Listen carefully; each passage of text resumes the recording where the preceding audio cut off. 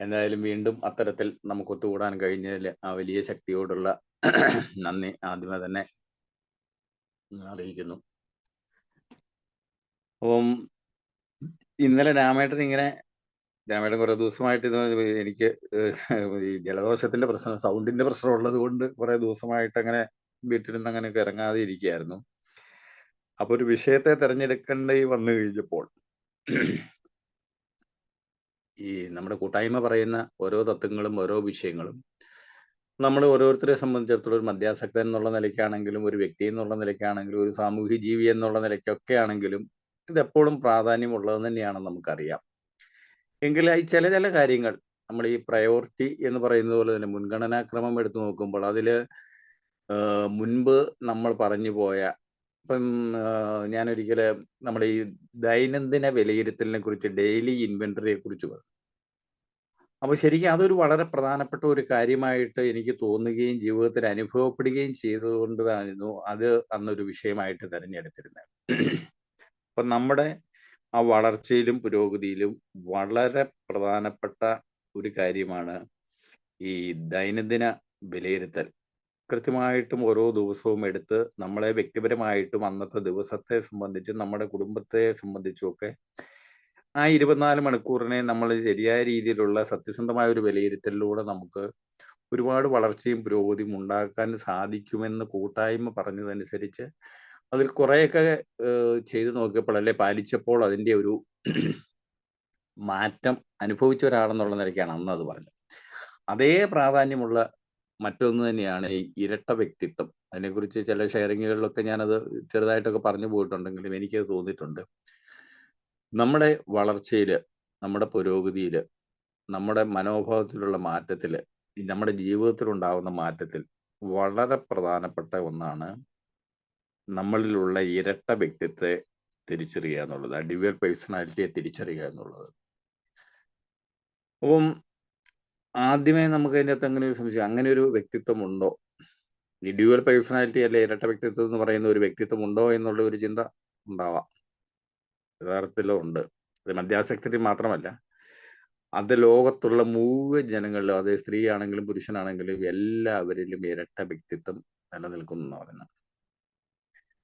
ഞാൻ ആദ്യമായിട്ട്, മുൻപ് ഞാൻ സൂചിപ്പിച്ചു പോയിട്ടുള്ളതാണ്, ഞാൻ ആദ്യമായിട്ട് ഈ വാക്ക് കേൾക്കുന്ന, അല്ലെങ്കിൽ നീ ഡ്യുവൽ പേഴ്സണാലിറ്റി ഉള്ള ഒരാളാണെന്ന് എന്നോട് ആദ്യം പറയുന്നത് ഞാൻ എൻ്റെ കോളേജ് പഠനകാലത്ത് എൻ്റെ കോളേജിലെ പ്രിൻസിപ്പളായിരുന്നു. അപ്പം അന്ന് ഈ ഞാൻ മുൻപ് സൂചിപ്പിച്ച പോലെ കുറച്ച് വിദ്യാർത്ഥി രാഷ്ട്രീയമൊക്കെ ഉണ്ടായിരുന്ന കാലം, 10-30 വർഷത്തിനപ്പുറമാണ്. അങ്ങ് ഉള്ള സമയത്ത് പലപ്പോഴും ക്ലാസ്സിൽ നിന്ന് പുറത്താവുകയും സസ്പെൻഡ് ചെയ്യപ്പെടുകയും ഒക്കെ ചെയ്യപ്പെട്ട സാഹചര്യങ്ങളുണ്ടായി. പലപ്പോഴും രക്ഷകർത്താവിനെ, അച്ഛനെ വിളിച്ചുകൊണ്ട് വരേണ്ട സാഹചര്യം വന്നു. അപ്പോൾ ഒരു 3-4 പ്രാവശ്യം ഇത് ആവർത്തിച്ച് കഴിഞ്ഞപ്പോൾ അച്ഛൻ പറഞ്ഞു, ഇനി എന്തായാലും ഞാൻ അങ്ങോട്ട് വരികയില്ല, അതുകൊണ്ട് നീ അവിടെ എന്താണെന്ന് കാണിക്കുന്നുള്ള നിലയ്ക്ക് പറഞ്ഞു. അവൻ ക്ലാസ്സിൽ നിന്ന് വെളിയിലാണ്.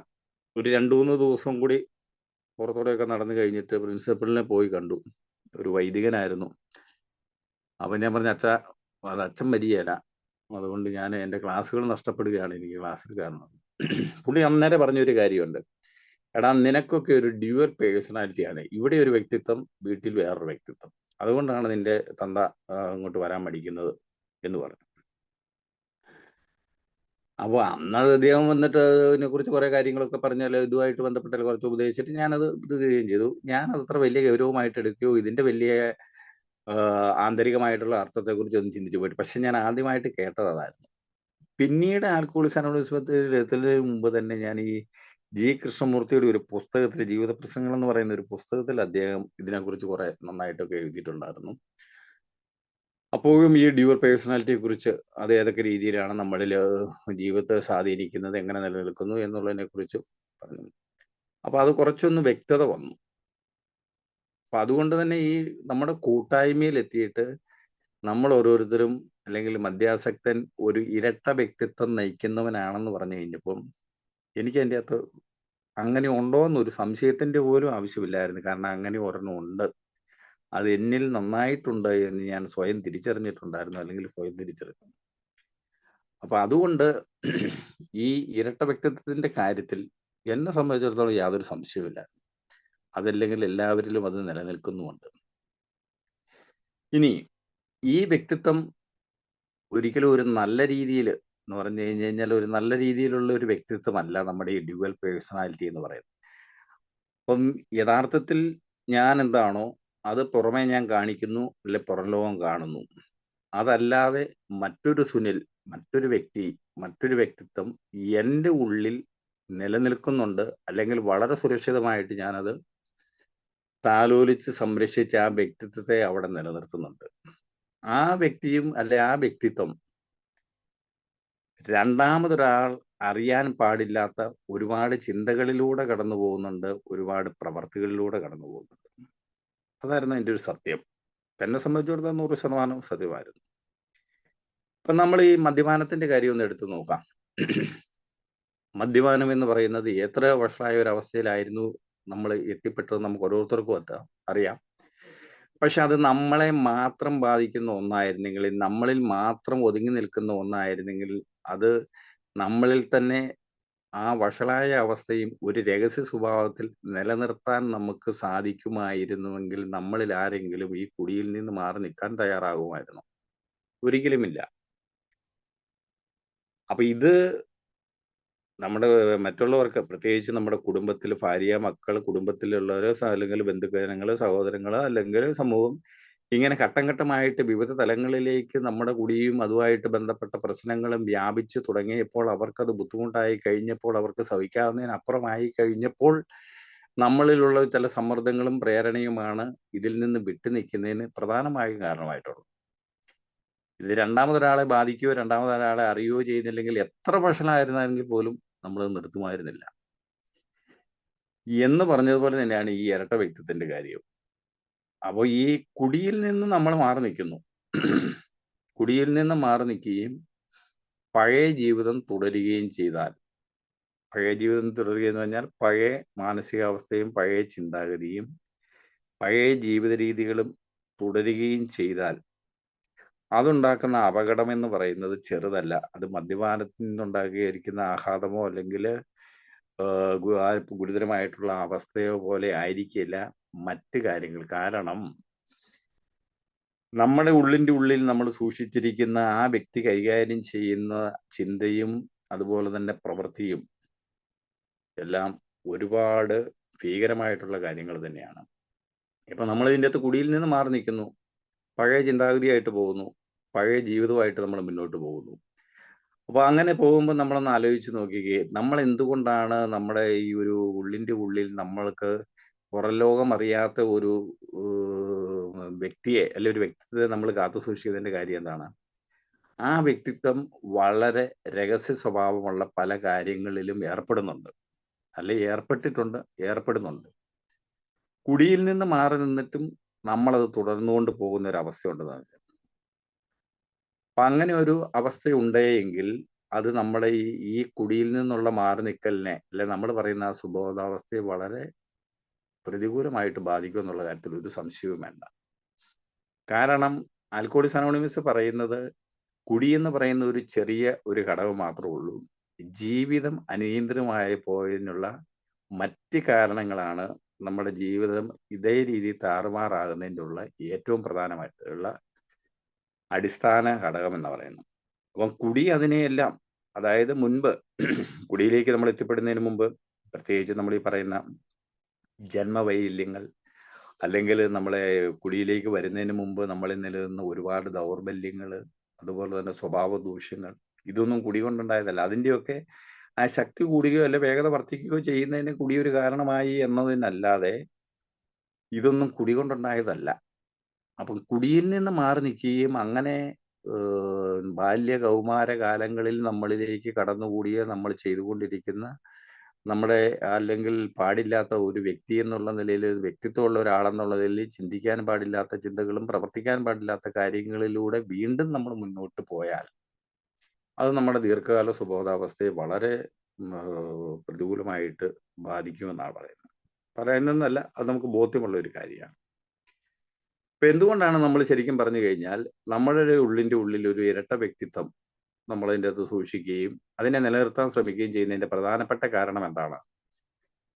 ആ ഒരു വ്യക്തി അല്ലെങ്കിൽ പുറംലോകം അറിയാത്ത, രണ്ടാമതൊരാൾ അറിയാത്ത എന്ന് പറഞ്ഞ വർഷങ്ങളോളം കൂടെ കഴിഞ്ഞ ഭാര്യയോ അല്ലെങ്കിൽ മറ്റൊരാളോ എന്ന് പറഞ്ഞാൽ രണ്ടാമതൊരാൾ അറിയാത്ത അത്തൊരു വിധമുള്ള ഒരു വ്യക്തിത്വം നമ്മൾ ഉള്ളിൽ സൂക്ഷിച്ചുകൊണ്ട് മറ്റാരും അറിയാതെ മറ്റാരും അറിയുന്നില്ല എന്നുള്ള ബോധ്യമുള്ളത് കൊണ്ട് തന്നെ ആ വ്യക്തിത്വം ചെയ്യുന്ന ഒരുപാട് കാര്യങ്ങളുണ്ട്. പ്രത്യേകിച്ച് നമ്മൾക്ക് നമ്മുടെ ജീവിതത്തിലേക്ക് തന്നെ തിരിഞ്ഞു നോക്കിക്കഴിഞ്ഞാൽ ഈ സ്ത്രീ വിഷയത്തിൽ ഈ പടികളൊക്കെ ചെയ്യുന്നതിന് ആളുകൾ വിമുഖത കാണിക്കുമ്പോൾ അതിൻ്റെ അകത്ത് ഒരുപാട് കാര്യങ്ങൾ പലപ്പോഴും അതിൻ്റെ അകത്ത് പലരും ആയിട്ട് സംസാരിച്ചപ്പോഴൊക്കെ പറഞ്ഞിട്ടുള്ളതാണ്. ഈ സെക്സുമായിട്ട് ബന്ധപ്പെട്ട കാര്യങ്ങൾ പ്രത്യേകിച്ച് സ്ത്രീ വിഷയങ്ങളിൽ ഉള്ള ആ ഒരു ഏറ്റുപറച്ചിലും വെളിപ്പെടുത്തലും പലരും ഭയപ്പെടുകയോ മടിക്കുകയോ ചെയ്യുന്നത് കൊണ്ടാണ് ശരിക്കും പറഞ്ഞു കഴിഞ്ഞാൽ ഈ 4-ാം പടിയൊക്കെ ചെയ്യുന്നതിന് 4ഉം 5ഉം പടികളൊക്കെ ചെയ്യുന്നതിന് പലരും അതിന്റെ വിമുഖത കാണിക്കുന്നു പറയുന്നുണ്ട്. അതിൻ്റെ അകത്തൊക്കെ ഞാൻ ചെയ്യുന്നത് ഇതൊക്കെ നമ്മൾക്കിടെ ഒക്കെ ജീവിതത്തിൽ സംഭവിച്ചിട്ടുള്ളതാണ്. നമ്മളതിൻ്റെ അകത്ത് പലപ്പോഴും ഞാൻ അതിൻ്റെ അകത്ത് ഷെയർ ചെയ്ത് പോയിട്ടുള്ള കാര്യമാണ്. നമ്മൾ മറ്റാരും അറിയാതെ ഏതെങ്കിലും തരത്തിലൊരു നിയമത്തിന് മുമ്പിൽ ശിക്ഷയ്ക്ക് വിധേയമാകാൻ സാധ്യതയുള്ള ഒരു കൊലപാതക കുറ്റം ചെയ്തിരിക്കുന്നവർ അല്ലെങ്കിൽ ക്രിമിനൽ കുറ്റം ചെയ്തിരിക്കുന്നവർ കൂടുതലും ഇത്തരം കാര്യങ്ങളിലൊക്കെ ആയിരിക്കും നമുക്ക് അതിൻ്റെ അകത്ത് പലപ്പോഴും ഈ രഹസ്യ സ്വഭാവം നമ്മൾ സൂക്ഷിച്ചിട്ടുള്ളത്. ഈ മദ്യത്തിൽ നിന്ന് നമ്മൾ പിടിപെട്ടെങ്കിലും അല്ലെങ്കിൽ അതിനെ അങ്ങ് മാറ്റി നിർത്തിയെങ്കിലും മറ്റു കാര്യങ്ങൾ അതേ അത്ര എളുപ്പത്തിൽ നമ്മൾ അതിൻ്റെ അകത്ത് പിടിവിടാൻ തയ്യാറാവുകയില്ല. അവിടെയാണ് നമ്മുടെ ആ ഇരട്ട വ്യക്തിത്വത്തിന്റെ ആ ഒരു ശക്തി നമ്മൾ മനസ്സിലാക്കേണ്ടത്. അല്ലെങ്കിൽ അങ്ങനെ ഒരു നമ്മൾ നമ്മുടെ ഉള്ളിനുള്ളിൽ സൂക്ഷിക്കുന്നതിന്റെ ആ ഒരു പ്രധാനപ്പെട്ട കാര്യവും അത് തന്നെയാണ്. അപ്പൊ മറ്റുള്ള കാര്യങ്ങൾ നമ്മൾ അതിൻ്റെ അകത്ത് അങ്ങ് എത്ര എളുപ്പത്തിൽ അല്ലെങ്കിൽ അത് ഏത് തരത്തിലുള്ള കാര്യമാണോ അതിൽ നിന്നുള്ള നമ്മൾ അനുഭവിച്ച് ആ സന്തോഷമോ സുഖമോ താൽക്കാലികമാണെങ്കിൽ പോലും അല്ലെങ്കിൽ അത്തരത്തിലുള്ള ബന്ധങ്ങളോ ഒക്കെ നമ്മൾ ഒരു നിമിഷം കൊണ്ടോ അല്ലെങ്കിൽ പെട്ടെന്നൊന്നും നമ്മൾ തിരിഞ്ഞ് അതിൻ്റെ അകത്ത് വിട്ടുകളയാൻ നമ്മൾ തയ്യാറാകാത്തതിന് കാരണം നമ്മൾ ഈ ചെയ്ത് നമ്മുടെ അത്തരത്തിലുള്ള ചിന്തയോ പ്രവൃത്തിയോ രണ്ടാമതൊരാൾ അറിയുന്നില്ല എന്നുള്ള ആ ഒരു ബോധ്യത്തിന്റെ അടിസ്ഥാനത്തിലാണ് നമ്മൾ ഈ ഇരട്ട വ്യക്തിത്വത്തെ വളരെ ശക്തമായിട്ട് നമ്മൾ നിലനിൽക്കുന്നത്. പക്ഷെ നമുക്കറിയാം നമ്മുടെ കൂട്ടായ്മ പറയുന്നത് നമ്മുടെ രോഗവുമായിട്ട് ബന്ധപ്പെട്ട് നമുക്ക് ഒറ്റയ്ക്ക് ഇതിനെയൊന്നും നമുക്ക് നേരിടാനോ പരിഹരിക്കാനോ പറ്റാത്ത ഒരു സാഹചര്യത്തിൽ ഒരു കൂട്ടായ്മയും ആ കൂട്ടായ്മയുടെ മനസാക്ഷി എന്ന് പറയുന്ന നമ്മളെക്കാൾ വലിയൊരു ശക്തി, ഈ നമ്മളെക്കാൾ വലിയൊരു ശക്തിയിലുള്ള നമ്മുടെ വിശ്വാസം അത് എത്രമാത്രം ഉണ്ട്, അത് എത്രമാത്രം ശക്തമാണ് എന്നതിനെ അനുസരിച്ചിരിക്കും നമ്മളിൽ നിൽക്കുന്ന ഈ ഇരട്ട വ്യക്തിത്വത്തിന്റെ വലിപ്പം എന്ന് പറയുന്നത്. ഇപ്പൊ ഞാൻ പറഞ്ഞാൽ എന്നെയൊക്കെ സംബന്ധിച്ചിടത്തോളം ഇതെന്താണെന്നുള്ളതിനെ കുറിച്ച് എനിക്ക് എൻ്റെ സംശയത്തിന്റെ കാര്യമില്ലായിരുന്നു. അത് എത്രത്തോളം വലിപ്പം ഉണ്ടായെന്നുള്ളത് ആദ്യകാലത്ത് തന്നെ എന്ന് പറഞ്ഞു കഴിഞ്ഞാൽ ഞാൻ പറഞ്ഞാൽ ഈ മുൻഗണനാ ക്രമത്തിൽ ഏറ്റവും പ്രശ്നമുള്ളതിനെ ആദ്യം പരിഹരിക്കാൻ ചിന്തിച്ചു കഴിഞ്ഞപ്പോൾ ഈ ഇരട്ട വ്യക്തിത്വം വളരെ അപകടകരമായിട്ട് നിലനിൽക്കുന്നു എന്ന് എനിക്കിന്ന് മനസ്സിലാവുകയും അതിന്റെ വലിപ്പം നല്ല രീതിയിൽ ബോധ്യപ്പെടുകയും ചെയ്തിട്ടുണ്ടായിരുന്നു. അപ്പോഴും ഞാൻ പറഞ്ഞാൽ ഒരൊറ്റ ദിവസം കൊണ്ട് മദ്യത്തെ അങ്ങോട്ട് മാറ്റി നിർത്തിയതുപോലെ ഒറ്റ ദിവസം കൊണ്ട് അതിനെ മാറ്റി നിർത്താൻ ഞാൻ പലതിനെയും മാറ്റി നിർത്താൻ തയ്യാറായില്ല. അതിൽ പിടിമുറുക്കിക്കൊണ്ടിരുന്നു. മദ്യത്തിൽ നിന്ന് മാറി നിൽക്കുകയും പഴയ ജീവിതത്തിലെ പല കാര്യങ്ങളും വീണ്ടും തുടർന്നുകൊണ്ടേയിരുന്നു. അതെന്റെ ആ ഇരട്ട വ്യക്തിത്വത്തിന്റെ എന്ന് പറഞ്ഞാൽ മറ്റാരും അറിയുന്നില്ല എന്നുള്ള എൻ്റെ ആ ഒരു ധാർഷ്ട്യത്തിന്റെ ഭാഗമായിട്ട് എൻ്റെ ഉള്ളിൻ്റെ ഉള്ളിൽ ഞാൻ ആഗ്രഹിക്കുന്ന രീതിയിലുള്ള സന്തോഷവും അല്ലെങ്കിൽ അത്തരത്തിലുള്ള താൽക്കാലികവും ഭൗതികവുമായിട്ടുള്ള സുഖങ്ങൾക്ക് വേണ്ടി അതിനെയൊക്കെ എത്തിയതിന് ശേഷവും ഞാൻ പലപ്പോഴും ആദ്യ കാലഘട്ടങ്ങളിലൊക്കെ അത് അതേ പ്രവൃത്തികളിൽ ഏർപ്പെട്ടുകൊണ്ടേയിരുന്നു. അതിനെക്കുറിച്ച് മുൻപൊരിക്കലും ഞാൻ അതിൻ്റെ അകത്ത് മീറ്റിങ്ങിൽ അതിൻ്റെ അകത്ത് ഷെയർ ചെയ്തിട്ടുള്ളതുകൊണ്ടോ ഞാനത് ആവർത്തിക്കുന്നില്ല. പക്ഷെ വേറെ പശ്ചാത്തല ആദ്യകാലത്ത് എത്തിയതിന് ശേഷവും ഇത് തുടർന്നു എങ്കിലും നമ്മളെക്കാൾ വലിയൊരു ശക്തിയിലുള്ള ആ വിശ്വാസം പതുക്കെ തുടങ്ങുകയും അത് ശക്തി പ്രാപിക്കുകയും ചെയ്തു കഴിഞ്ഞപ്പോൾ എന്നിലുള്ള ഈ ഇരട്ട വ്യക്തിത്വം എനിക്ക് തലവേദന ഉണ്ടാക്കി തുടങ്ങി, അല്ലെങ്കിൽ എനിക്ക് അതിൻ്റെ ശരിക്കും മാനസിക വിഷമം ഉണ്ടാക്കി തുടങ്ങി, എനിക്ക് മനസാക്ഷിക്കുത്ത് ഉണ്ടാക്കി തുടങ്ങി എന്നുള്ളതാണ് സത്യം. ഇത് രണ്ടാമതൊരാള് അറിയുന്നില്ല.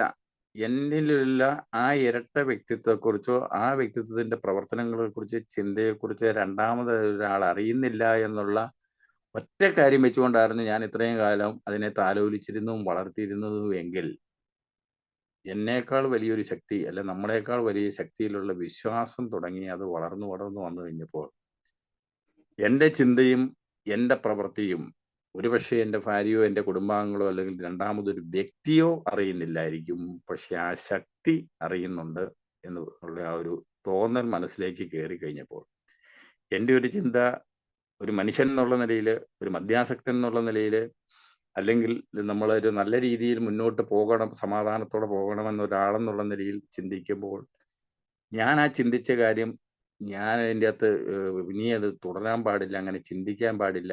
ആ ചിന്ത, ആ തെറ്റായ ചിന്ത, വൈകല്യമുള്ള ചിന്ത, ദൗർബല്യമുള്ള ചിന്ത, അല്ലെങ്കിൽ നമ്മൾ ഈ പറയുന്ന പോലെ ജന്മവാസനകളുടെ ഭാഗമായിട്ടുള്ള ആ ചിന്തകൾ, അത് നമ്മുടെ മനസ്സിൽ ഉണ്ടാകുമ്പോൾ തന്നെ, ആ ചിന്ത നമ്മളിൽ വരുമ്പോൾ തന്നെ അത് നമ്മളെക്കാൾ വലിയൊരു ശക്തി അറിയുന്നു. നമ്മൾ ചിന്തിക്കുന്ന നമ്മുടെ ആ ചിന്ത ആ വലിയ ശക്തി അറിയുന്നു എന്നുള്ള ഒരു തിരിച്ചറിവ്, അതനുസരിച്ചുള്ള പ്രവർത്തികളിൽ ഏർപ്പെടുമ്പോൾ അത് മറ്റാരും അറിഞ്ഞില്ലെങ്കിൽ പോലും ആ വലിയ ശക്തി അറിയുന്നു എന്നുള്ള തിരിച്ചറിവ് എനിക്ക് പതുക്കെ പതുക്കെ പ്രശ്നം ഉണ്ടാക്കി തുടങ്ങി, സമാധാനക്കേട് ഉണ്ടാക്കി തുടങ്ങി. അത് ശരിക്കും ഒരു മനസാക്ഷിക്കുത്തിന്റെ പ്രശ്നമായിട്ട് വന്നു. അപ്പം ഞാൻ മുൻപ് പറഞ്ഞിട്ടുള്ളത് തന്നെ എയിലെത്തി ഒരു 2, 3, 4 വർഷമൊക്കെ ആയിട്ടും മനസ്സൊന്നും വലിയ സ്വസ്ഥതയിലേക്കൊന്നും വന്നില്ല. ഒരുവിധമൊക്കെ ഒന്ന് ഒതുങ്ങിയെങ്കിൽ പോലും അതിൻ്റെ അകത്ത് നമുക്ക് അതിൻ്റെ അകത്ത് ആഗ്രഹിക്കുന്ന പോലെ, അല്ലെങ്കിൽ നമ്മൾ ഉദ്ദേശിക്കുന്ന പോലെയുള്ള ശരിയായ ഒരു 3, 4 വർഷമായിട്ട് കുടിയിൽ നിന്ന് മാറി നിന്നിട്ട് പോലും, ചില കാര്യങ്ങളൊക്കെ അതിൻ്റെ അകത്ത് ചെയ്തിട്ട് പോലും, ചില തത്വങ്ങളൊക്കെ അതിൻ്റെ അകത്ത് ജീവിതത്തിൽ പ്രാവർത്തികമാക്കാൻ ശ്രമിച്ചിട്ട് പോലും, കൂടുതൽ ഗുരുതരമായിട്ടുള്ള പ്രശ്നങ്ങളെ പരിഹരിക്കാൻ ശ്രമിച്ച് അതൊക്കെ കുറേയൊക്കെ പരിഹരിക്കപ്പെട്ടിട്ട് പോലും മനസ്സിന് ഒരു സമാധാനവും അല്ലെങ്കിൽ ആ അസ്വസ്ഥതയും ഒന്നും മാറി കിട്ടുന്നില്ല. എന്തുകൊണ്ടെന്നുള്ള ചിന്തയിൽ ശക്തമായിട്ട് പിടിമുറുക്കി കഴിഞ്ഞപ്പോഴാണ് എന്നിലുള്ള ഈ ഇരട്ട വ്യക്തിത്വത്തിന്റെ ആ ഒരു വലിയ പ്രവർത്തനത്തെക്കുറിച്ച് നമ്മൾ മനസ്സിലാക്കിയത്. അപ്പൊ അങ്ങനെ അതിലേക്ക് വന്നു കഴിഞ്ഞപ്പോഴാണ് ഞാൻ ഈ പറഞ്ഞ പോലെ പതുക്കെ പതുക്കെ മനസ്സാക്ഷി കുത്തായി. ഇത് 2 രീതിയിൽ എന്ന് പറഞ്ഞു കഴിഞ്ഞാൽ, ഈ 2 വെള്ളത്തെ കാലും എന്നുള്ള പരിപാടി അത് ജീവിതത്തിൽ നടക്കുകയായിരുന്നെങ്കിൽ എൻ്റെ ഈ ഉള്ളിലുള്ള വ്യക്തിത്വത്തെ പതുക്കെ ഇല്ലാതാക്കിക്കൊണ്ട് ഞാൻ എന്താണോ പുറമേ കാണുന്ന, അല്ലെ പുറം ലോകം അറിയുന്ന, മറ്റുള്ളവർക്ക് അറിയാവുന്ന സുനിൽ ആരാണോ അത് മാത്രമായിരിക്കണം എൻ്റെ ഉള്ളിലും ഉള്ളതെന്ന്.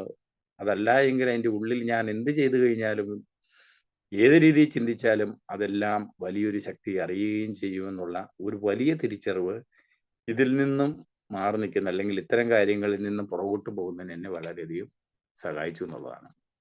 അപ്പൊ അതിൽ നമുക്കൊരു കാര്യം മനസ്സിലാക്കേണ്ടതുണ്ട്. ഈ നമ്മുടെ പ്രാർത്ഥനയെ പറഞ്ഞിരിക്കുന്ന ഒരു പ്രശാന്തത, ശരിക്കും പറഞ്ഞു കഴിഞ്ഞാൽ അത് ഒക്കെയാണ്, അപ്പോഴൊക്കെയാണ് ഞാനത് ആ പ്രാർത്ഥനയിൽ പറഞ്ഞിരിക്കുന്ന ഓരോ വാക്കുകളും ഒക്കെ എടുത്ത് കൂടുതൽ കൂടുതൽ അതിനെക്കുറിച്ച് മനസ്സിലാക്കാൻ പറ്റി. അപ്പോൾ നമ്മുടെ സുബോധ ജീവിതം എന്ന് പറയുന്ന പുസ്തകത്തില് ആ പ്രശാന്തതയുടെ പ്രാർത്ഥന എന്നുള്ള ആ ഒരു ഭാഗത്ത് ഈ എന്താണ് ഈ പ്രശാന്തത എന്നുള്ളതിനെ കുറിച്ച് പറഞ്ഞിട്ടുണ്ട്. ആന്തരികമായ സമാധാനത്തോടും ശക്തിയോടും കൂടെ തെളിമയാർന്ന കണ്ണുകളോടെ യഥാർത്ഥ ലോകത്തെ കാണുന്നതാണ് പ്രശാന്തത എന്ന സത്യം. നമ്മുടെ സുബോധ ജീവിതം എന്ന് പറയുന്ന ബുക്കിൽ പറഞ്ഞിരിക്കുന്ന ഒരു കാര്യം. അപ്പം ആന്തരികമായ സമാധാനം പെട്ടെന്ന് കിട്ടുന്ന ഒന്നല്ല, ആന്തരികമായ ശക്തി പെട്ടെന്ന് കിട്ടുന്ന ഒന്നല്ല. തെളിമയാർന്ന കണ്ണുകളോടെ, അത്ര എളുപ്പമുള്ള കാര്യമല്ല, യഥാർത്ഥ ലോകത്തെ കാണുന്നതാണ് പ്രശാന്തത എന്ന സത്യം എന്ന് പറയുന്നത്.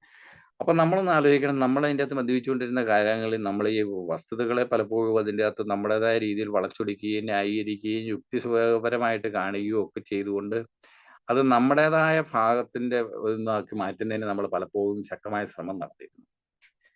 പക്ഷെ അങ്ങനെ അല്ല യഥാർത്ഥത്തിൽ കാര്യങ്ങൾ എന്നുള്ളത്, അല്ലെ യഥാർത്ഥ ലോകം എന്നുള്ളത് നമ്മൾ പിന്നീട് തിരിച്ചറിഞ്ഞ് ആ യഥാർത്ഥ ലോകത്തെ ആ യാഥാർത്ഥ്യത്തോടെ, നമ്മുടെ കൂട്ടായ്മ പറയുന്ന പോലെ സാഹചര്യങ്ങളെയും ജീവിതത്തെയും ചുറ്റുപാടുകളെ അത് എന്താണോ അതിന്റെ അവസ്ഥ, അതേ അവസ്ഥയിൽ നമുക്ക് സ്വീകരിക്കാൻ പറ്റുന്ന രീതിയിലുള്ളൊരു മാനസികാവസ്ഥയിൽ എത്തുമ്പോഴാണ് ആ പ്രശാന്തത കിട്ടുന്നത്.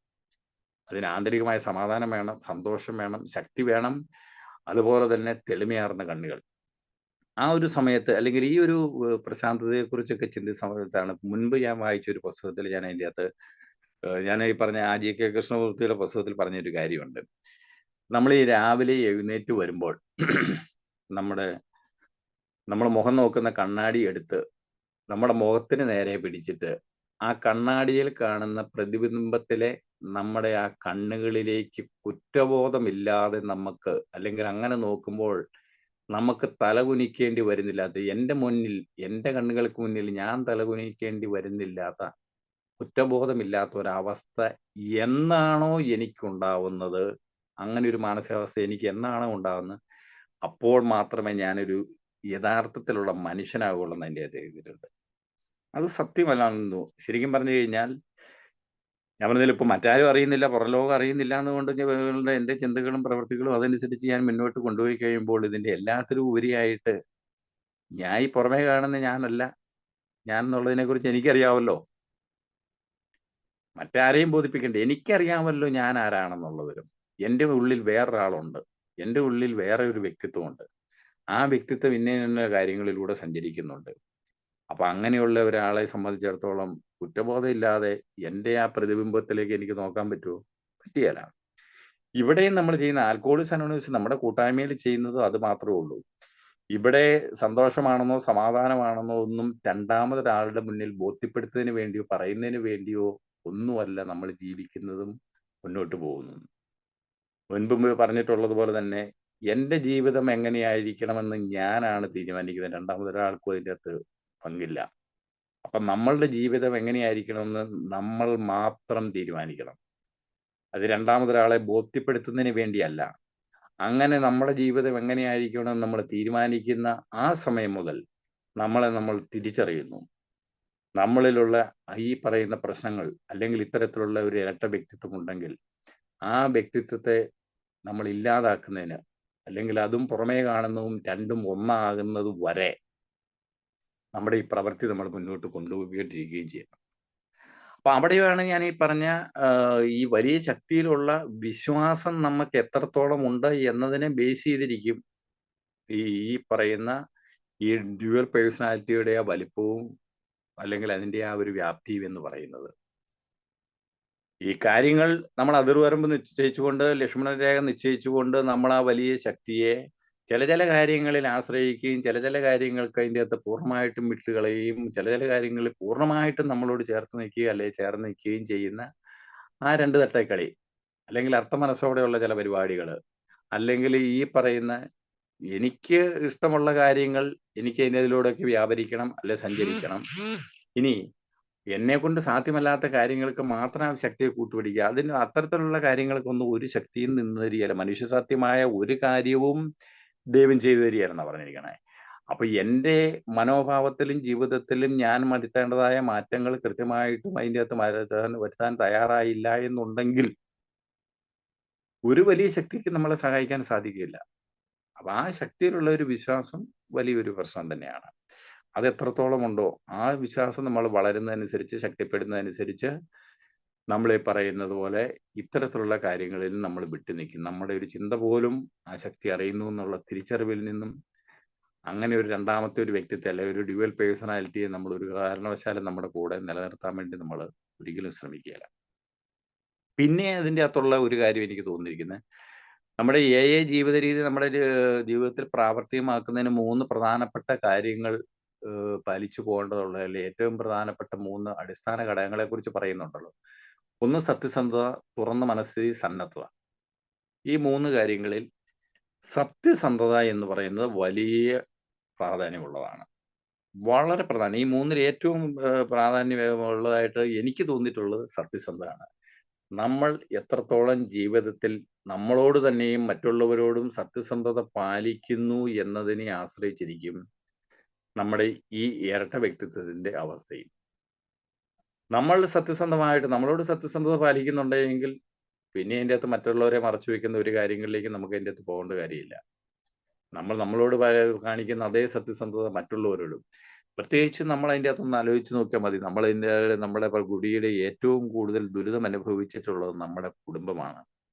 അതുകൊണ്ട് തന്നെ നമ്മുടെ ഈ പുനരുദ്ധാരണം അല്ലെ പുനർനിർമ്മാണം എന്ന് പറയുന്ന പ്രവൃത്തിയിൽ ഏറ്റവും കൂടുതൽ പ്രാധാന്യവും സമയവും നൽകേണ്ടതും നമ്മുടെ കുടുംബത്തിലായിരിക്കണമെന്ന് നമ്മുടെ ബിഗ് ബുക്കിലെ പിന്നീടുള്ള കുടുംബം എന്ന് പറയുന്ന അധ്യായത്തിൽ പറഞ്ഞിട്ടുണ്ട്.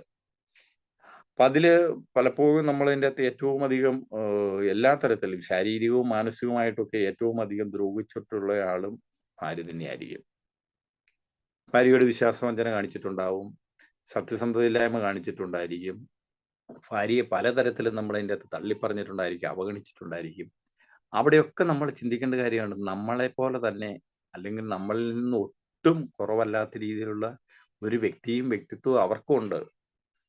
അതിനെയാണ് ഇത്രയും കാലം നമ്മൾ അതിൻ്റെ അകത്ത് കുടിയുടെ പേര് പറഞ്ഞ് ചവിട്ടി മെതിച്ചുകൊണ്ടിരുന്നത്. ആ കുടിയിൽ നിന്ന് മാറി നിന്നിട്ട് വീണ്ടും നമ്മുടെ പഴയ ജീവിതത്തിലെ പല കാര്യങ്ങളും നമ്മൾ തുടരുന്നുണ്ട് എങ്കിൽ അതിനേക്കാൾ വലിയൊരു ദ്രോഹം വീണ്ടും അവരോട് ചെയ്യാനില്ല. അതിനേക്കാൾ വലിയ ഒരു സത്യസന്ധതയില്ലായ്മ മറ്റൊന്നുമില്ല. അതിനേക്കാൾ വലിയൊരു മനസാക്ഷിക്കുത്തുണ്ടാക്കുന്ന മറ്റൊരു പ്രവൃത്തിയുമില്ല എന്നുള്ള ഒരു യാഥാർത്ഥ്യം നമ്മളത് തിരിച്ചറിഞ്ഞ് മുന്നോട്ട് പോകേണ്ടതുണ്ട്. അപ്പൊ ഇതെല്ലാം വെച്ചുകൊണ്ട് നമ്മൾ അതിൻ്റെ അകത്ത് മുന്നോട്ട് പോകുന്ന ഒരു സാഹചര്യത്തിൽ ഈ വ്യക്തിത്വം നമ്മൾ ഇന്ന് അതിൻ്റെ അകത്ത് ഒരുപാട് അകന്നു പോകും, അല്ലെങ്കിൽ ഈ വ്യക്തിത്വത്തെ നമുക്ക് അതിൻ്റെ അകത്ത് ഇല്ലാതാക്കാൻ പറ്റും. പലപ്പോഴും ബഹുഭൂരിപക്ഷം ആളുകളിൽ സംഭവിക്കുന്ന ഈ കാര്യങ്ങൾ ഇതുപോലെ തന്നെയാണ്. നമ്മുടെ ഈ കുടിയിൽ നിന്ന് മാറി നിൽക്കുകയും മറ്റ് കാര്യങ്ങൾ പഴയ ജീവിത രീതി തുടരുകയും ചെയ്യുക എന്ന് പറയുന്ന ആ കാര്യങ്ങളായിരിക്കും പലപ്പോഴും ഉണ്ടാവുന്നത്. പക്ഷെ അതിൻ്റെ അകത്തെ ഉള്ള ഒരു അപകടം എന്ന് പറഞ്ഞാൽ ഭയങ്കരമായിട്ടുള്ള ഒരു പ്രശ്നം തന്നെയാണ്. അത് ഞാൻ പറഞ്ഞല്ലോ, ഇതെല്ലാം ഇതിൻ്റെ അകത്ത് ആൽക്കഹോളിക്സ് അനോണിമസിൽ ചെയ്യുന്നതെന്ന് പറഞ്ഞാൽ നമ്മളോട് തന്നെ നമ്മൾ ചോദ്യം ചോദിക്കുന്നു, നമ്മൾ തന്നെ അതിൻ്റെ അകത്ത് ഉത്തരം കണ്ടെത്തുന്നു. പരിഹാരമില്ലാത്ത ഒരു പ്രശ്നവുമില്ല. കുടിച്ചുകൊണ്ടിരുന്ന കാലഘട്ടത്തിൽ നമ്മൾ അതിൻ്റെ അകത്ത് പ്രശ്നങ്ങളെയായിരുന്നു ഫോക്കസ് ചെയ്തുകൊണ്ടിരുന്നത്. ചെറുതോ വലുതുമായിട്ടുള്ള ഏതൊരു പ്രശ്നം ഉണ്ടാകുമ്പോൾ നമ്മൾ അതിൻ്റെ അകത്ത് മദ്യത്തെ ആശ്രയിച്ചിരുന്നു. അവിടെ ഒരിക്കലും നമ്മൾ ഈ പ്രശ്നങ്ങളെ ഫോക്കസ് ചെയ്ത് ആ പ്രശ്നങ്ങൾക്കുള്ള പരിഹാരമായിട്ട് നമ്മൾ അതിൻ്റെ അകത്ത് മദ്യത്തെയായിരുന്നു നമ്മൾ ആശ്രയിച്ചിരുന്നത്, അല്ലെങ്കിൽ അതിലൂടെയായിരുന്നു സഞ്ചരിച്ചിരുന്നത്. എന്നാൽ കുടിയിൽ നിന്ന് മാറി നിന്നു, നമ്മുടെ കൂട്ടായ്മയിലെത്തി. പിന്നീട് നമ്മൾ ഫോക്കസ് ചെയ്യേണ്ടതല്ല, ഫോക്കസ് ചെയ്യുന്നത് നമ്മൾ ഒരിക്കലും പ്രശ്നത്തിലല്ല, അല്ലെ പ്രശ്നങ്ങളെ അല്ല, മറിച്ച് പരിഹാരങ്ങളെയാണ്. ആ പരിഹാരങ്ങളിൽ ഫോക്കസ് ചെയ്യുമ്പോൾ ഈ പറയുന്ന എല്ലാ കാര്യത്തിനുമുള്ള പരിഹാരം, എത്ര ചെറുതോ വലുതോ ആയിക്കോട്ടെ, അതായത് ലോകത്തിൽ ആദ്യം ഉത്തരമുണ്ടായതിന് ശേഷമാണ് ആ ഉത്തരത്തിനോടനുബന്ധിച്ചുള്ള ചോദ്യം ഉണ്ടായെന്ന് പറഞ്ഞത്. അല്ലാണ്ട് ആദ്യം ചോദ്യമല്ല ഉണ്ടായത്, ഉത്തരമാണെന്ന് പറഞ്ഞു. അപ്പം ഏതൊരു കാര്യത്തിലും പരിഹാരമുണ്ട്. ആ പരിഹാരങ്ങളിലാണ് നമ്മൾ ഫോക്കസ് ചെയ്യേണ്ടത്, പ്രശ്നങ്ങളിലല്ല. അത് നമ്മൾ ഈ കൂട്ടായ്മയിൽ എത്തിക്കഴിയുമ്പോൾ നമ്മൾ തിരിച്ചറിയുന്ന ഒരു കാര്യമാണ്. അത്തരത്തിൽ പരിഹാരത്തിന്റെ ഭാഗമായിട്ട് നമ്മൾ നിലകൊള്ളുമ്പോൾ നമ്മളിലുള്ള ഈ ഇരട്ട വ്യക്തിത്വത്തെ നമുക്ക് അതിൻ്റെ അകത്ത് പതുക്കെ പതുക്കെ ചെറുതാക്കി കൊണ്ടുവരാൻ പറ്റും, അല്ലെ നമ്മളിൽ നിന്നും ഇല്ലാതാക്കി കളയാൻ അതിനും നമുക്ക് അതിൻ്റെ അകത്ത് സാധ്യമാവും. ഇനി ഈ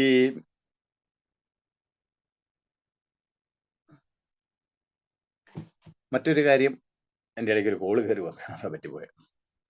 ഇനിയിപ്പോൾ ഇതിൻ്റെ അകത്ത് മറ്റൊരു കാര്യം എന്ന് പറഞ്ഞു കഴിഞ്ഞാൽ, ഈ പലപ്പോഴും നമ്മൾ അതിൻ്റെ അകത്ത് ഈ മറ്റുള്ളവരെ അനുകരിക്കാനും മറ്റുള്ളവർ ചെയ്യുന്ന പ്രവൃത്തിക്ക് പുറകെ പോകാനും ഒക്കെ ഇതിൻ്റെ അകത്ത് നമ്മൾ ശ്രമിക്കുന്നതുകൊണ്ടാണ് പലപ്പോഴും നമുക്ക് നമ്മുടേതായ ആ ഒരു വ്യക്തിത്വത്തിൽ നിന്ന് മാറി, അല്ലെങ്കിൽ മറ്റെന്തിൻ്റെയൊക്കെ നിഴലായിട്ട് നമ്മൾ സഞ്ചരിക്കേണ്ടി വരുന്നത്, അല്ലെങ്കിൽ നിഴലായിട്ട് നമുക്ക് നിൽക്കേണ്ടി വരുന്നത്.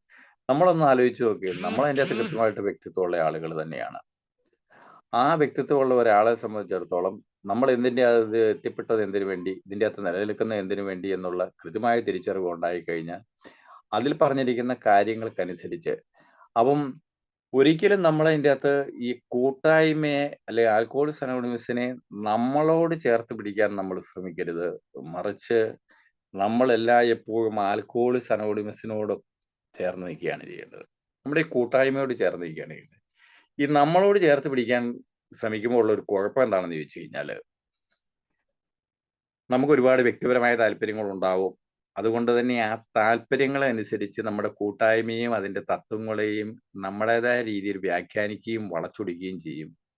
അതൊന്നും മദ്യപാനത്തിൽ നിന്ന് മാറി നിൽക്കുന്ന കാര്യത്തിലോ നല്ലൊരു ജീവിതം കെട്ടിപ്പടുക്കുന്ന കാര്യത്തിലോ നമ്മളെ സഹായിക്കുകയില്ല എന്നുള്ളത് നമ്മൾ കൃത്യമായിട്ട് നമ്മൾ ബോധ്യപ്പെടുക. അപ്പൊ അങ്ങനെയുള്ളതിന്റെ പകരം നമ്മളോട് ചേർത്ത് പിടിക്കുക എന്നുള്ള, അല്ലെങ്കിൽ അതിനോട് ചേർന്ന് നിൽക്കുന്നതിന് പകരം നമ്മളോട് ചേർത്ത് പിടിക്കുക എന്നുള്ള ആ രീതികളൊക്കെ വന്നു തുടങ്ങിയതിന്, അല്ലെങ്കിൽ ശക്തമായി തുടങ്ങിയപ്പോഴാണ് നമുക്കിപ്പം നമ്മുടെ ഈ കൂട്ടായ്മയിലൊക്കെ അതിൻ്റെ അകത്ത് അത്ര ആശ്വാസകരമല്ലാത്ത ഒരുപാട് പ്രവർത്തികൾ അതിൻ്റെ അകത്തൊക്കെ നമുക്ക് കാണേണ്ടി വരുന്നത്. പക്ഷെ അതൊന്നും നമ്മുടെ സുബോധാവസ്ഥയോ നിലനിൽപ്പിനെയോ ഒന്നും ഒരു കാരണവശാലും ബാധിക്കുന്നതല്ലാതെ ബാധിക്കുന്നതാവരുത്. നമ്മളെപ്പോഴും ഇതിന്റെ ഭാഗമായിട്ട് നിൽക്കുക. അപ്പൊ ഇതിന്റെ ഭാഗമായിട്ട് നിൽക്കുമ്പോൾ അതനുസരിച്ച് പോവുക. അതുപോലെ തന്നെ ആളുകള് ഇതിന്റെ തത്വങ്ങളെ പല രീതിയിലൊക്കെ നിർവചിക്കുന്നു. പണ്ടുള്ള നമ്മുടെ ആ ന്യായീകരണം അല്ലെങ്കിൽ യുക്തിപരമായിട്ടുള്ള വാദഗതികളുടെ ഒരു ഭാഗമാണ് പാരമ്പര്യങ്ങൾ കൂട്ടായ്മയ്ക്ക് വേണ്ടിയുള്ളതാണെന്നും പടികൾ വ്യക്തികൾക്ക് വേണ്ടി, അങ്ങനെ ഒരു വേർതിരിവുള്ളതായിട്ട് എനിക്ക് തോന്നുന്നില്ല. നമ്മുടെ അതിൻ്റെ അകത്ത് നമ്മുടെ എല്ലാ തത്വങ്ങളും നമ്മുടെ എല്ലാ വ്യവഹാരങ്ങളിലും അതിൻ്റെ അകത്ത് പാലിക്കാനാണ് പറഞ്ഞിരിക്കുന്നത്. ഈ പടികൾ വ്യക്തിപരമായ ജീവിതത്തിലും കുടുംബജീവിതത്തിലും സാമൂഹിക ജീവിതത്തിലും നമുക്ക് അതിൻ്റെ അകത്ത് ഈ പടികളിൽ പലതും നമുക്ക് അതിൻ്റെ അകത്ത് പ്രാവർത്തികമാക്കേണ്ടതുള്ള അല്ലെങ്കിൽ പാലിക്കാൻ കഴിയുന്നുണ്ട്. പാരമ്പര്യങ്ങളുമുണ്ട്, മറ്റു തത്വങ്ങളുമുണ്ട്. അപ്പൊ ഇങ്ങനെ ഇത്തരം കാര്യങ്ങളൊക്കെ അതിൻ്റെ അകത്ത് നമ്മളത് ബോധ്യപ്പെടും. എന്ന് പറഞ്ഞു കഴിഞ്ഞാൽ ഒരിക്കലും ഇതൊന്നും വെള്ളം ചേർക്കുകയോ നമ്മുടേതായ രീതിയിലാക്കുകയോ ചെയ്യുന്ന ഒരു അവസ്ഥയിലേക്ക് പോകാതെ വരുമ്പോൾ നമുക്ക് തീർച്ചയായിട്ടും നമ്മൾ ഈ ഇരട്ട വ്യക്തിത്വത്തിൽ നിന്ന് മോചിതരാകുന്ന ഒരു അവസ്ഥ ഉണ്ടാവും. അപ്പൊ അവരിൽ ഏറ്റവും പ്രധാനപ്പെട്ട വീണ്ടും വീണ്ടും പറയാണ്ടി വരുന്ന ഒരു കാര്യം ഇത് തന്നെയാണ്. നമ്മൾ ഇതിൻ്റെ അകത്ത് എത്രമാത്രം സത്യസന്ധത പാലിക്കുന്നു, ആ വലിയ ശക്തിയിലുള്ള ഒരു വിശ്വാസം എത്രമാത്രമുണ്ട് എന്നതിനെ ബേസ് ചെയ്തിരിക്കും നമ്മളിലെ ഇരട്ട വ്യക്തിത്വത്തിന്റെ വലിപ്പം എന്ന് പറയുന്നത്. ഇനി ഈ പ്രത്യേകിച്ച് നമ്മളതിൻ്റെ അകത്ത് ഒരു കാര്യം, നമ്മൾ നാലാം പടിയൊക്കെ ചെയ്യുമ്പോൾ നാലാം പടിയിലേക്ക് ഇപ്പൊ ഒരു സ്പോൺസറെ ഇപ്പം ആളുകൾ ഇപ്പം പല രീതിയിലുള്ള രീതിക്കാരാണല്ലോ. എന്ന് പറഞ്ഞു കഴിഞ്ഞാൽ ഒരു സ്പോൺസറെ കണ്ടെത്തുക, ഇതൊരു പടികൾ ചെയ്യുക, അല്ലെങ്കിൽ ഇതെല്ലാം ഏറ്റുപറയുക, ദൈവത്തോട് മൂന്നാമതൊരു വ്യക്തിയോട് ഏറ്റുപറയുക, ഇതൊക്കെ നമ്മൾ അതിൻ്റെ അകത്ത് വലിയ ഒരു ബുദ്ധിമുട്ടുള്ള ആളായിട്ട് നമ്മൾ ഇതിൻ്റെ അകത്ത് പലപ്പോഴും ഭൂരിപക്ഷം ആളുകളും ചിന്തിച്ചു പോകുന്നുണ്ട്. അവിടെയൊക്കെ ഇതിൻ്റെ അകത്ത് ചെയ്യാൻ ഞാൻ ആദ്യ കാലത്തൊക്കെ ഞാൻ പറഞ്ഞല്ലോ, ഇതിൻ്റെ അകത്ത് ഓടി വന്നേച്ച് ഇതിൽ ഏതെങ്കിലും ഇത് ഈ പടികളിലേക്കൊക്കെ ഒന്ന് സഞ്ചരിക്കാമെന്ന് തീരുമാനിച്ചില്ലായിരുന്നു. പക്ഷെ ഇതിലൂടെയൊക്കെ ഉള്ള എന്ന് പറഞ്ഞാൽ നമ്മളെ സ്വയം തിരിച്ചറിഞ്ഞ് സ്വയം ഒരു വിലയിരുത്തൽ നടത്തി അതിനനുസരിച്ചുള്ള തിരുത്തലുകൾക്ക് വിധേയനായില്ല എങ്കിൽ നിലനിൽക്കാൻ പറ്റിയാലെന്നും വീണ്ടും കുടിയിലേക്ക് പോകും എന്നുള്ളത് മാത്രമല്ല, അതിനേക്കാൾ ദുരിതമായിരിക്കും അല്ലെങ്കിൽ മുൻപ് അനുഭവിച്ചിട്ടുള്ളതിനേക്കാൾ ദുരിതമായിരിക്കും ഇനിയുള്ള കാലം വരാൻ പോകുന്നത് എന്നുള്ളൊരു ബോധ്യപ്പെടലിൽ നിന്നാണ് അങ്ങനെ ചിന്തിച്ചത്. അപ്പൊ ഇവിടെ നമ്മളോട് തന്നെ നമ്മൾ ഇതിൻ്റെ അകത്ത് ഈ ചോദ്യങ്ങൾ ചോദിക്കുകയും ശരിയായ ഒരു വിലയിരുത്തൽ, അതല്ലെങ്കിൽ നമ്മൾ മനസ്സിലാക്കുക ഇതിന്റെ ഈ ലിറ്ററേച്ചറുകളൊക്കെ ഇതിൻ്റെ അകത്ത് വെച്ചുകൊണ്ടുള്ള ആ നാലാം പടി ശരിക്കും പറഞ്ഞു കഴിഞ്ഞാൽ നമുക്ക് ഒരു ജന്മവാസനകൾ അല്ലെ സ്വഭാവ ദൂഷ്യങ്ങളെ ഒക്കെ കുറിച്ചൊക്കെ നമുക്കൊന്ന് കൃത്യമായിട്ടും തിരിച്ചറിയണമെന്നുണ്ടെങ്കിൽ അത് നമ്മുടേതായ ഫെലോഷിപ്പ് ഒരു നമ്മുടെ പ്രോഗ്രാം ചെയ്തിട്ടുള്ള ഒരാളുടെ നിർദ്ദേശം അനുസരിച്ച് തന്നെ പോകുമ്പോഴാണ് അത് കൂടുതൽ. ഇനി ഇതൊന്നും ഇല്ലെങ്കിലും വേണ്ട, ഒരു സ്പോൺസറെയും നമ്മൾ ഇതിനകത്ത് കണ്ടെത്താൻ നമുക്ക് മടിയുണ്ട്, അതിന് നമ്മൾ അറച്ചു നിൽക്കുന്നുണ്ടെങ്കിൽ ഇതൊന്നും വേണ്ട. നമ്മളെ സ്വയം നമ്മൾക്ക് തന്നെ ഒന്ന് കണ്ടെത്തുക എന്നുള്ള ആ ഒരു വലിയ ഒരു യാഥാർത്ഥ്യം, അത് വളരെ സിമ്പിളാണ്. വളരെ സിമ്പിൾ എന്ന് പറഞ്ഞു കഴിഞ്ഞാൽ നമ്മൾ ഇപ്പോഴും കുടിച്ചുകൊണ്ടിരുന്ന കാലത്തൊക്കെ നമ്മളിപ്പോൾ ഇന്റർനാഷണൽ കാര്യങ്ങളുടെ പുറകെ നിന്ന് വലിയ വലിയ കാര്യങ്ങളുടെ പുറകെ നിന്നിട്ടുള്ള ആളുകളാണ്. ഞാനും അങ്ങനെ തന്നെയൊക്കെ തന്നെയായിരുന്നു. AI വന്നതിന് ശേഷവും ആദ്യ കാലത്തൊക്കെ അങ്ങനെയായിരുന്നു. പക്ഷെ പിന്നീട് എനിക്ക് മനസ്സിലായി അതിലൊന്നും വലിയ കാര്യമില്ല. ഈ വലിയ വലിയ കാര്യങ്ങളുടെ പുറകെ നിൽക്കുമ്പോഴല്ല ജീവിതത്തിൽ മാറ്റങ്ങൾ പ്രകടമാകുന്നത്. ചെറിയ ചെറിയ കാര്യങ്ങൾ അതൊരു അടുക്കും ചിട്ടയോടെയൊക്കെ കൂടി ചെയ്യുമ്പോഴാണ് ഈ ജീവിതത്തിൽ പ്രകടമായ മാറ്റങ്ങൾ. അതിൽ ഇന്ത്യ തന്നെ പലപ്പോഴും സ്വാധീനിച്ച ഒരു സിനിമയിൽ ഒരു ഡയലോഗ് ഉണ്ട്. ഇപ്പൊ ഈ സത്യനന്ദിക്കാടിന്റെ വിനോദയാത്ര എന്ന് പറയുന്ന സിനിമയിൽ മീര ജാസ്മിന്റെ കഥാപാത്രം ദിലീപിന്റെ കഥാപാത്രത്തോട് പറയുന്ന ഒരു സംഭവമുണ്ട്. നമ്മൾ അമേരിക്ക അതിൻ്റെ അകത്ത് അവിടെ എത്രമാത്രം അണുബോംബ് വർഷിച്ചു, അല്ലെങ്കിൽ അന്താരാഷ്ട്ര തലത്തിൽ അങ്ങനെ എത്രമാത്രം സംഭവങ്ങൾ നടന്നു എന്നുള്ളതല്ല, ഒരു പാക്കറ്റ് ഉപ്പിന്റെ അല്ലെ ഒരു യൂണിറ്റ് കറണ്ടിന്റെ അല്ലെങ്കിൽ ഒരു 100 ഗ്രാം വെളിച്ചെണ്ണയുടെ വില എന്താണെന്നുള്ള ചോദ്യത്തിന്റെ മുന്നിൽ അവൻ ഉത്തരം മുട്ടി നിൽക്കുന്ന ഒരു അവസ്ഥയുണ്ട്. എന്ന് പറഞ്ഞാൽ നമ്മുടെ ദൈനംദിന ജീവിതവുമായിട്ട് ബന്ധപ്പെട്ട ഇത്ര നിസ്സാരമെന്ന് നമ്മൾ കരുതിയിരുന്ന ഇത്രമാത്രം ചെറിയ കാര്യങ്ങളെ കുറിച്ച് പോലും നമുക്ക് യാതൊരു അറിവോ ബോധ്യവും ഇല്ലാതെയാണ് നമ്മുടെ ഈ ഇന്റർനാഷണൽ കാര്യങ്ങളുടെ പുറകെ പോകുന്നത്. ഞാനും അങ്ങനെയൊക്കെ ചെയ്തിട്ടുണ്ട്. പക്ഷെ അതിലൊന്നും യാതൊരു അടിസ്ഥാനമില്ല എന്നും ഈ ചെറിയ ചെറിയ കാര്യങ്ങൾ അത് നമുക്ക് നിസ്സാരമായിട്ട് തോന്നുമെങ്കിൽ ഈ ചെറിയ ചെറിയ കാര്യങ്ങൾ നമ്മുടെ ജീവിതത്തിൽ നമ്മൾ ഒരു അടുക്കും ചിട്ടയോട് കൂടി പ്രാവർത്തികമാക്കി തുടങ്ങുമ്പോഴാണ് വലിയ മാറ്റങ്ങൾ ഉണ്ടാവുന്നതെന്നും മനസ്സിലാക്കാൻ അതിൻ്റെ അകത്ത് എനിക്ക് സാധിച്ചിട്ടുണ്ട്. അപ്പൊ അതൊക്കെ നമുക്ക് ഇതിൻ്റെ അകത്ത് ഈ ഇരട്ട വ്യക്തിത്വമായിട്ടൊക്കെ എല്ലാം ചേർന്ന് നിൽക്കുന്ന കാര്യങ്ങളാണ്. അപ്പം നമ്മൾ ഒരിക്കലും ഈ പ്രശ്നത്തിന്റെ ഭാഗമായിട്ടുള്ള ആളുകളായിട്ട് നിൽക്കാതെ നമ്മൾ അതിൻ്റെ അകത്ത് പരിഹാരത്തിൽ അതിന് ഈ മറ്റുള്ള ആളുകൾ എന്ത് ചെയ്യുന്നു, അത് ഞാൻ മുൻപും പറഞ്ഞിട്ടുള്ള കാര്യമാണ്. എൻ്റെ ഇടതോ വലതോ ഇരിക്കുന്ന ആളുകൾ എന്ത് ചെയ്തു എന്നുള്ളതല്ല ഇതിൻ്റെ അകത്ത് പ്രസക്തി, ഞാൻ എന്തു ചെയ്തു എന്നുള്ളതാണ് അതിന്റെ പ്രശ്നം. മറ്റുള്ളവർ ചെയ്തില്ല അതുകൊണ്ട് ഞാനും ചെയ്തേനെ, അതല്ലല്ലോ എൻ്റെ ജീവിതം. ഇടതോ വലതോ ഇരിക്കുന്നവന്റെ ആ ജീവിതം അല്ല എൻ്റെ ജീവിതം. എൻ്റെ ജീവിതം മാത്രമാണ്. അപ്പൊ എൻ്റെ ജീവിതം എങ്ങനെയാണെന്നുള്ളത് ഞാൻ മാത്രമാണ് തീരുമാനിക്കേണ്ടത്. അപ്പൊ അങ്ങനെ തീരുമാനിക്കപ്പെടുന്നിടത്തു നിന്നാണ് ഞാൻ എന്നെ സ്വയം തിരിച്ചറിയുന്നത്. എന്നെ സ്വയം തിരിച്ചറിയുന്നതിന് വേണ്ടിയാണ് ഞാൻ എന്നെക്കുറിച്ചുള്ള സത്യസന്ധമായ വിലയിരുത്തൽ നടത്തുന്നത്. എന്നെക്കുറിച്ചുള്ള സത്യസന്ധമായ ഒരു വിലയിരുത്തലിൽ നിന്നാണ് എന്നെ ഉള്ളിൻ്റെ ഉള്ളിൽ നിൽക്കുന്ന ഭീമാകാരമായിട്ടുള്ള ഇരട്ട വ്യക്തിത്വത്തെ ഞാൻ തിരിച്ചറിയുന്നത്. ആ വ്യക്തിത്വം എന്തെല്ലാം കാര്യങ്ങളാണ് എനിക്ക് അപകടകരമായ രീതിയിൽ ചെയ്യുന്നത് എന്നുള്ള ബോധ്യപ്പെടലിൽ നിന്നാണ് നമ്മൾ തിരുത്തലിനും അല്ലെങ്കിൽ മാറ്റത്തിനും വിധേയമാകുന്നത്. ആ ഒരു ഘട്ടം മുതലാണ് നമ്മുടെ ഫെലോഷിപ്പ് പറയുന്ന രീതിയിലുള്ള ആ ഓൾട്ടേർഡ് ആറ്റിറ്റ്യൂഡ് അല്ലെങ്കിൽ മാറിയ മനോഭാവം, മാറിയ ജീവിതം. കൂട്ടായ്മ പറയുന്നത് ഇതിലെത്തിക്കഴിഞ്ഞാൽ അതുവരെ ഉണ്ടായിരുന്ന ജീവിതത്തെ നേരെ യൂട്ടേൺ എടുക്കാനാണ്. ഇനി യൂട്ടേൺ ഒന്നും പൂർണ്ണമായിട്ട് നമുക്ക് എടുക്കാൻ സാധിച്ചില്ലെങ്കിൽ പോലും നമ്മുടെ ജീവിതത്തെ മുന്നോട്ട് കൊണ്ടുപോകുന്നതിന്, നമ്മുടെ പുരോഗതിയെ തടസ്സപ്പെടുത്തുന്നതിന്, നമ്മുടെ സുബോധാവസ്ഥയെ തടസ്സപ്പെടുത്തുന്ന, നമ്മുടെ സന്തോഷത്തെയും സമാധാനത്തെയും പ്രശാന്തതയും തടസ്സപ്പെടുത്തുന്നതായ കാര്യങ്ങൾ എന്തൊക്കെയുണ്ടോ അവിടെയെങ്കിലുമൊക്കെ തിരുത്തലുകൾ വരുത്താൻ നടത്തിയതിൽ നമുക്ക് താല്പര്യമല്ല എങ്കിൽ പിന്നെ നമ്മുടെ ജീവിതം കൊണ്ട് അതിൻ്റെ അകത്ത് എന്താണ് അർത്ഥം? ശരിക്കും വെറും ഒരു കുടിയിൽ നിന്ന് മാറി നിൽക്കും. ഇപ്പൊ ഇതിൻ്റെ അകത്ത് പുതിയ ആളുകളൊക്കെ ഉള്ളത് കൊണ്ട് പറയുന്ന നമുക്ക് അതിൻ്റെ അകത്ത് ഒരു കാര്യം കൂടെ ഒന്ന് സൂചിപ്പിച്ചു പോകാം. നമ്മുടെ ഫെലോഷിപ്പ് പറയുന്നുണ്ടല്ലോ, നമ്മുടെ കൂട്ടായ്മയിൽ എത്തിപ്പെടുക എന്ന് പറഞ്ഞു കഴിഞ്ഞാൽ വിലപ്പെട്ട എന്തോ ഒന്നിൽ ഒന്ന് ചുരണ്ടി നോക്കിയിട്ട് മാത്രമേ ഉള്ളൂ. ശരിയായ അർത്ഥത്തിലുള്ള യഥാർത്ഥ മൂല്യം അല്ലെങ്കിൽ വിലമതിക്കാനാവാത്തത് ആഴത്തിൽ കുഴിക്കുമ്പോഴാണ് നമ്മൾ കിട്ടുന്നത്. അങ്ങനെ എത്രമാത്രം ആഴത്തിൽ കുഴിക്കാൻ നമ്മൾ തയ്യാറാണോ അത്രമാത്രം വിലപ്പെട്ടതായിരിക്കും നമ്മളിലേക്ക് എത്തിച്ചേരുന്നത്. അങ്ങനെ ഒരുപാട് ആഴത്തിൽ കുഴിക്കാൻ തയ്യാറില്ല അല്ലെ മനസ്സില്ലെങ്കിൽ പോലും വെറുതെ നമ്മുടെ ജീവിതകാലം മുഴുവൻ ഈ ചുരണ്ടി നോക്കിക്കൊണ്ടിരിക്കുക എന്നുള്ള ആ പരിപാടി ചെയ്യാതെ ഇതിൻ്റെ ഉള്ളിൽ, പുറന്തോടിനുള്ളിൽ എന്താണെന്നുള്ളത് അല്പം ശക്തിയോടെയെങ്കിലും നമ്മളൊന്ന് മാന്തി നോക്കാൻ നമ്മൾ തയ്യാറായി കഴിഞ്ഞാൽ ഈ പറയുന്ന ഒരുപാട് കാര്യങ്ങൾ തിരിച്ചറിയാനും തിരുത്താനും നമുക്ക് അതിൻ്റെ അകത്ത് സാധിക്കും. അതിൽ എനിക്ക് അതിൻ്റെ അകത്ത് പലപ്പോഴും തോന്നിയിട്ടുള്ള കാര്യമാണ് നമ്മുടെ ഈ സത്യസന്ധതയില്ലായ്മയുടെ ഏറ്റവും പ്രധാനപ്പെട്ട ഒരു കാര്യമാണ് ശരിക്കും നമ്മൾ ആവശ്യത്തിനും അനാവശ്യത്തിനും അനവസരത്തിലും ഒക്കെ യാതൊരു തരത്തിലുള്ള സത്യസന്ധതയില്ലാതെ ഉപയോഗിക്കുന്ന ഒരു വാക്കുണ്ട്, ശ്രമിക്കുക എന്ന് പറയുന്നത്. ഇപ്പൊ ഞാൻ ആൽക്കഹോളിക്സ് അനോണിമസിൽ ഇന്ന് എത്തിയ ഒരാളാണെന്ന് കരുതുക, അല്ലെങ്കിൽ ഇതിൻ്റെ അകത്ത് ഒരു തുടക്കക്കാരനാണെന്ന് കരുതുക. ഇതിൽ നിന്ന് മനസ്സിലാക്കുന്ന കാര്യങ്ങൾ, എൻ്റെ ജീവിതത്തിൽ ഞാൻ പാലിക്കേണ്ട കാര്യങ്ങൾ, അത് ഒരു തുടക്കക്കാരൻ എന്നുള്ള നിലയ്ക്ക് എനിക്ക് മീറ്റിങ്ങുകൾ വേണ്ടി ഷെയർ ചെയ്യാൻ പറ്റും. ഞാൻ ഈ മനസ്സിലാക്കുന്നതനുസരിച്ച് അതിൽ മാറ്റങ്ങൾ വരുത്തുന്നതിനും അല്ലെങ്കിൽ ജീവിതത്തിൽ ഈ കാര്യങ്ങളൊക്കെ ഇതിൻ്റെ അകത്ത് തിരുത്തലുകൾ വരുത്തുന്നതിനും അല്ലെങ്കിൽ പാലിക്കുന്നതിനും ഞാൻ ശ്രമിക്കുന്നു. ഞാനൊരു 10 വർഷം കഴിഞ്ഞിട്ട് ഒരു മീറ്റിങ്ങിൽ എത്തിയിട്ട് പറയുകയാണ്, ഏഴ് തത്വങ്ങൾ എൻ്റെ ജീവിതത്തിൽ പാലിക്കുന്നതിന് ഞാൻ ശ്രമിച്ചുകൊണ്ടേയിരിക്കുന്നു. അവിടെയാണ് ആ സത്യസന്ധത ഇല്ലാത്ത രീതിയിൽ നമ്മൾ ഈ ശ്രമം എന്ന വാക്കിനെ നമ്മൾ ഉപയോഗിക്കുന്നത്.